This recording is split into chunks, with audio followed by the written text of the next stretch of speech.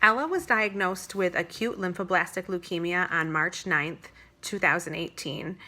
She was 2 years old. She had just turned 2, just about 10 days before that. And this was, of course, 3 years ago. She's now 5 years old. At the time, I was 8.5 months pregnant with our third child. So that was what was on the forefront of our minds at that time. So, of course, it came as a complete shock, but to find out that she had this, we were completely blindsided. We took her to the doctor because she had little spots on her skin, and we thought it was just a rash. But after blood work, it showed that it was, in fact, leukemia. So after that, treatment started right away. It started the next day. Within 24 hours, she had a port installed in her in the right side of her chest, and she started her first dose of chemo that next day, as soon as the next day after getting the port installed. And from there, it was just full steam ahead. She received chemo every week for the first 8 months, along with various other medicines that we had to give her at home. About 4 months into treatment, she had to be in the hospital. She had to be in the hospital for inpatient treatment. And normally that would last about 4 to 5 days. So Mike would be with her for those 4 to 5 days, and he would be in the hospital room with her, and I would be home with the other 2 kids. At that point, I still had a newborn. And then we also had a 5-year-old at the time. Our oldest daughter was 5 at the time. So it was stressful. It was very stressful for the family to be going through this and separated and everything. She was classified as malnourished within the first month of treatment because she was in the small percentage of kids who go through chemo that stop eating. So she ended up getting an NG tube placed in her nose and down into her stomach. So she actually ended up having that. We thought it was going to be temporary, but she ended up having it for 15 months. And then while she was still in treatment, the following summer, she ended up getting a G-tube placed. And we still use that. She still has the G-tube, and she still gets supplements through it because her appetite is still not completely back to normal, even though she hasn't been in treatment now since last June. She's been off of chemo for so long, but she still has lingering effects. Something else that happened during those first 8 months of treatment was she had a very serious liver disease as a result of the chemo, and she was spent about 30 days in the hospital. She had a liver disease that was VOD for short, and basically her liver stopped functioning. And we were super thankful for a miracle drug that they had. It was something that hasn't been on the market that long, actually. It came on the market about 5 years ago, and it saved her life. It completely saved her life, and it's something that we still think about all the time as just, it wasn't even the cancer at that point, it was the chemo that she was taking that made her that sick. So we got through that, and after that, her treatment became a lot less. She entered a stage called maintenance, and she stayed in that stage for a year and a half until she finished. And that was much more manageable. It was once a month chemo, along with lumbar punctures where she would have to go under anesthesia. And that just became common. That just became our life. That just became very common for us, for her to do that once a month. But that is basically her treatment story in a nutshell. It lasted for about a little less than 2.5 years. Mm-hmm. She finished treatment in June of 2020, and we're so thankful that she is where she is now.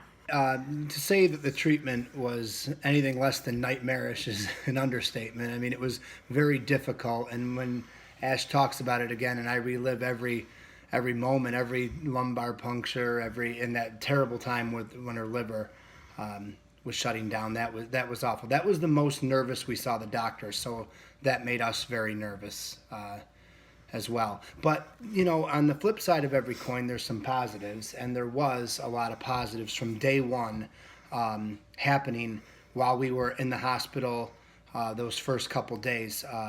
There was a meal train on Facebook that extended for months.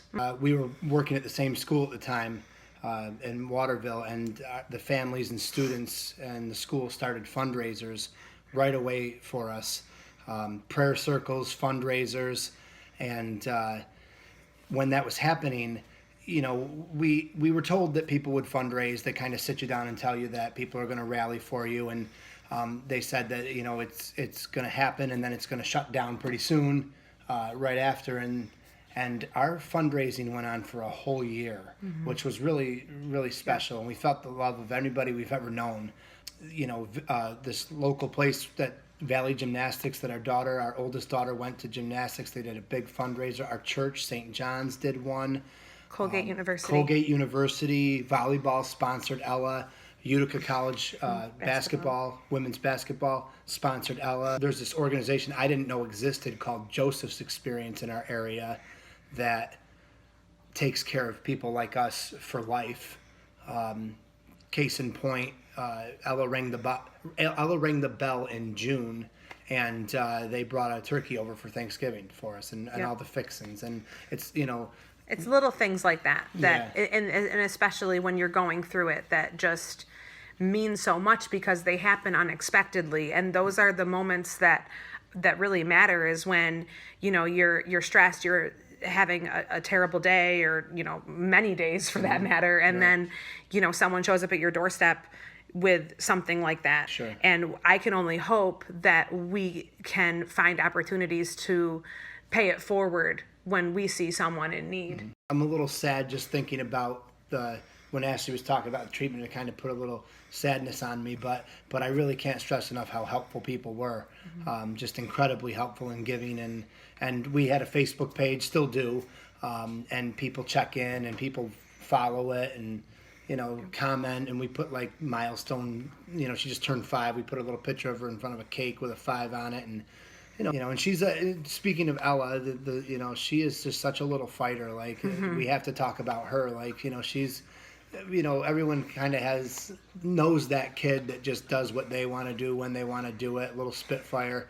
Ella is no exception. She's always been tough, and then she got diagnosed, and we were very glad that she was tough and stubborn because she fought hard. Yep. And she is a strong kid. She's a tough little kid. Yep. And you wouldn't know it by looking at her because she's physically tiny. She's thin and kind of small, and you wouldn't think it, but she's just been through so much, and you wouldn't be able to tell by looking at her right now. But she's amazing. I mean, she's come so far.